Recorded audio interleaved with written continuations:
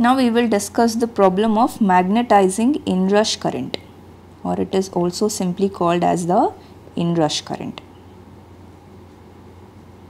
So what is this and why is it a problem?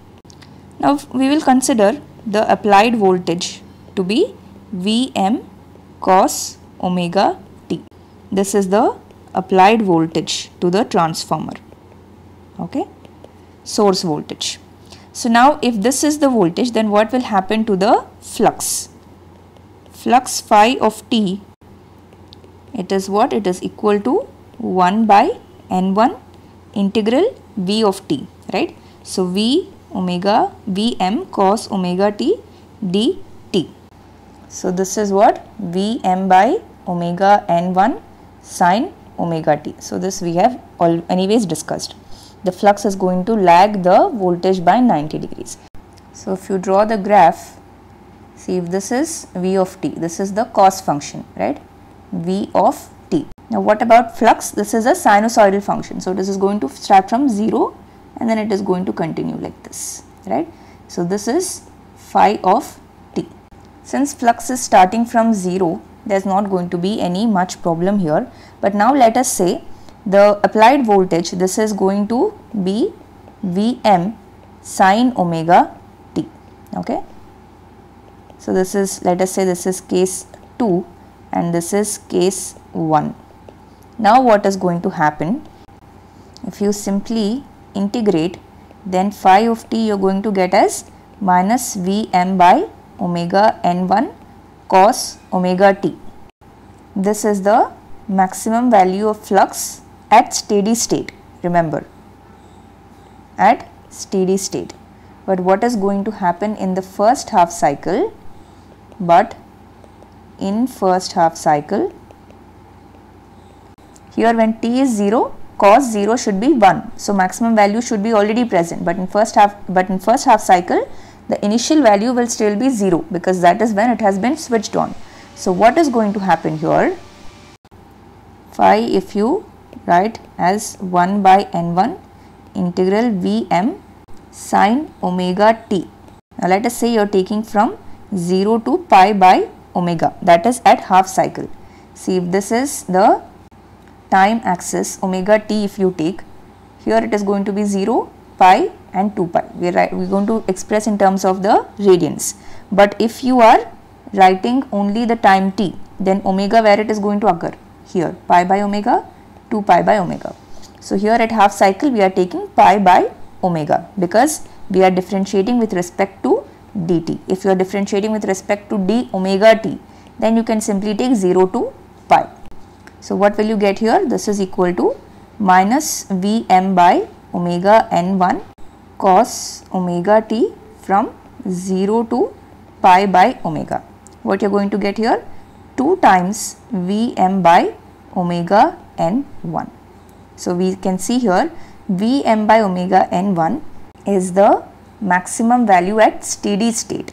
But here what we have? 2 times the steady state maximum value. So the maximum value of flux when it becomes twice of the steady state maximum value.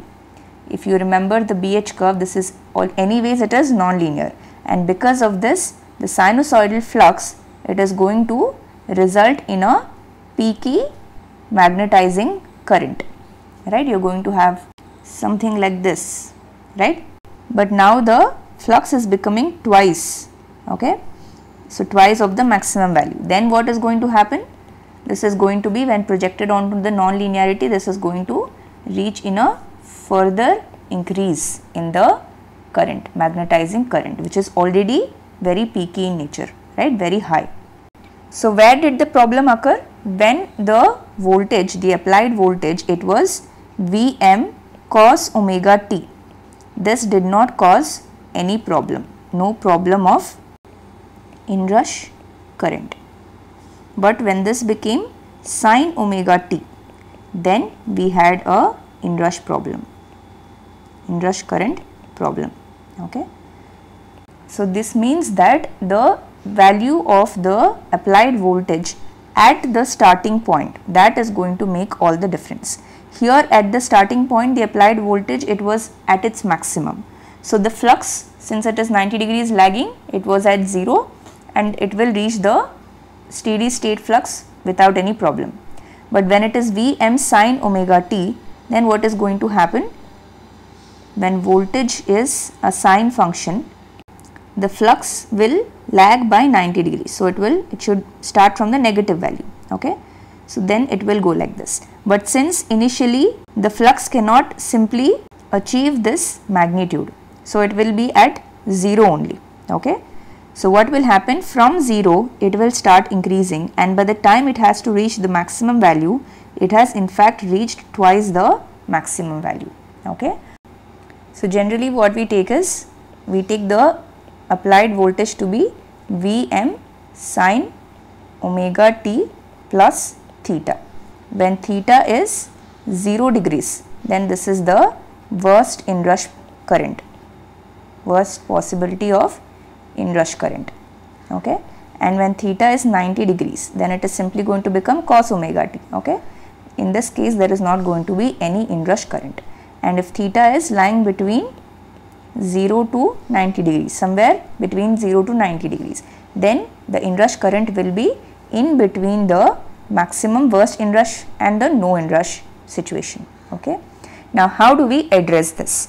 So simply the transformer, it should be designed in such a way that it is able to withstand this inrush current. The inrush current, it flows only for a few cycles. Inrush current flows only for first few cycles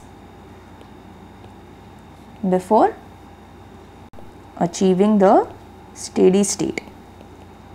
Okay. So at steady state there is no problem, only initially there will be problem. Okay. So transformer must be designed to withstand a short duration of this inrush current. Okay.